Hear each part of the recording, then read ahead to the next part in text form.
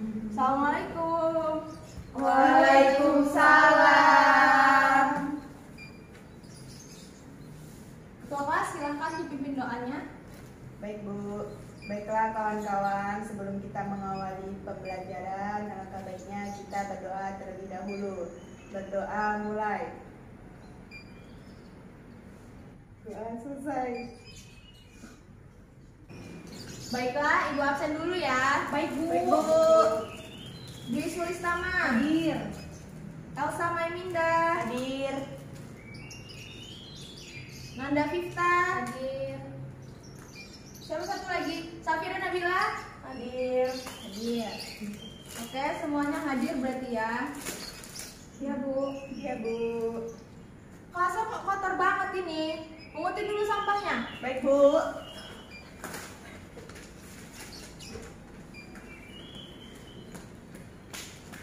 Lara tadi nggak piket. Lara nggak piket Bu. Kalau ini nggak Sudah Bu.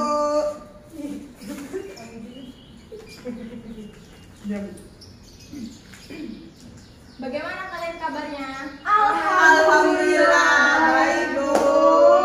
Udah siap semua belajar? Siap Bu. Siap. Semangat. Baiklah, materi hari ini kita tentang mempelajari sistem pernapasan.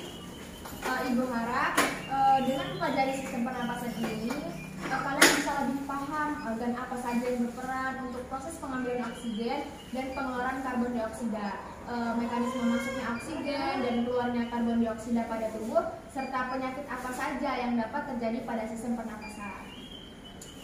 Dengar ya? Paham ya? Paham Paham. Oke, kita langsung saja mulai ya. Ya, Bu, ya, Bu. Materi kita hari ini adalah tentang pernafasan. Apakah ada yang tahu apa yang kita hirup saat bernafas? Oksigen. Udara. Ya, benar. O2. Oke. Kalau kayak gitu, sekarang dengerin penjelasan Ibu ya. Baik Bu. Pernafasan merupakan proses pengambilan udara berupa oksigen O2 ke dalam paru-paru yang disebut dengan proses inspirasi dan mengeluarkannya kembali dalam bentuk karbon dioksida atau CO2. Dan uap air yang disebut proses ekspirasi. Pada proses tersebut terjadi pertukaran gas secara difusi. Proses yang pertama yaitu pertukaran O2 dari udara dalam alveolus dengan CO2 dalam kapiler darah yang disebut dengan pernapasan luar atau eksternal.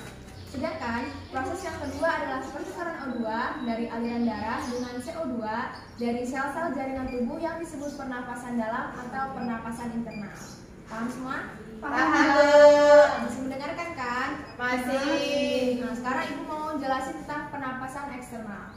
Pernapasan eksternal merupakan pertukaran O2 dari udara dengan CO2 dari kapiler darah dalam alveolus. Pada sistem pernapasan eksternal O2 di dalam alveolus masuk ke kapiler arteri darah dengan cara berdifusi. Proses difusi ini dapat berlangsung karena perbedaan tekanan parsial antara O2 dalam alveolus dengan O2 dalam kapiler darah. Kemudian pernapasan internal, yang tadi eksternal ya. Pernapasan internal yaitu proses pertukaran O2 dan CO2 dari kapiler darah ke sel-sel tubuh. Selanjutnya, oksihemoglobin akan melepaskan O2 ke dalam jaringan tubuh atau sel. Kemudian O2 akan diterima oleh mitokondria untuk oksidasi. Semakin banyak O2 yang masuk ke dalam sel, maka semakin banyak pula CO2 yang dihasilkan dari proses oksidasi. CO2 akan berdifusi masuk ke kapiler vena darah, dan CO2 ini akan diangkut oleh kapiler vena darah menuju alveolus. Baiklah, dari materi yang Ibu sampaikan tadi, adakah yang ingin bertanya? Baik Bu, saya. Ya, Dwi. Tolong sih Bu jelaskan lagi tentang respirasi ekstraseluler dan respirasi interseluler.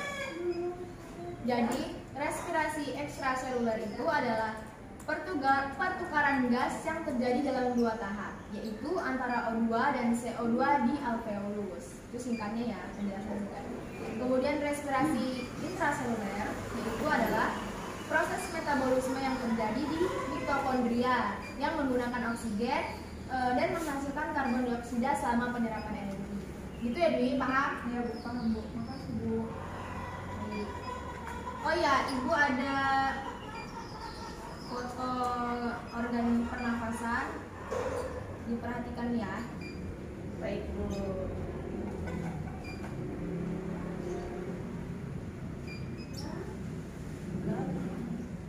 Coba Elsa dibaca. Alat pernapasan manusia.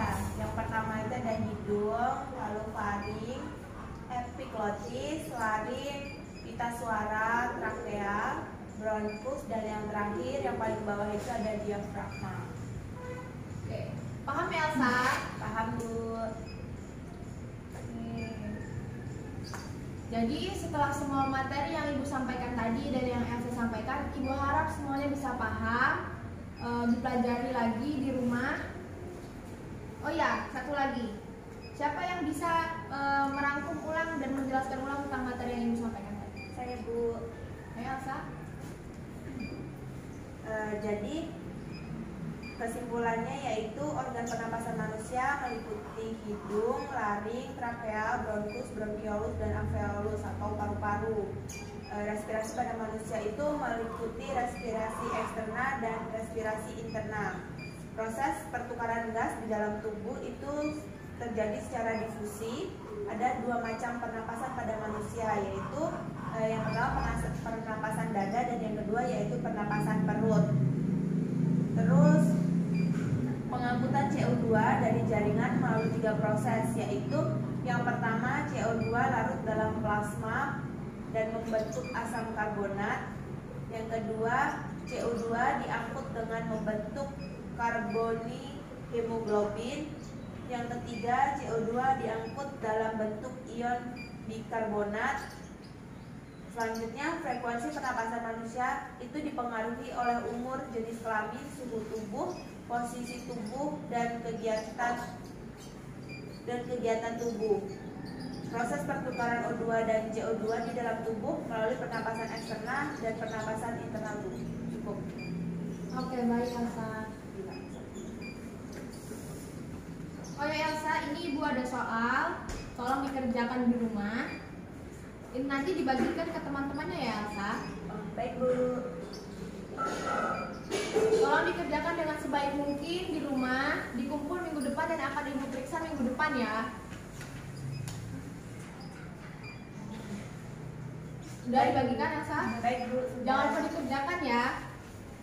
Oh ya baik, karena tadi ada siswa yang berpartisipasi ikut menjawab pertanyaan, merangkum, Ibu kasih reward ya. Ais, alhamdulillah. Apa, Bu? Dapat Ibu duit lagi, Bu. Ya, terima kasih. Bu, kita nggak disuruh nahan nafas. Oh itu minggu depan aja ya. Oke, Bu. Terima kasih. Baiklah, sepertinya jam pelajaran kita sudah habis. Terima kasih atas partisipasinya. Jangan lupa tugasnya, evaluasinya minggu depan dikumpul, akan Ibu periksa. Ibu akhiri, wassalamualaikum warahmatullahi wabarakatuh.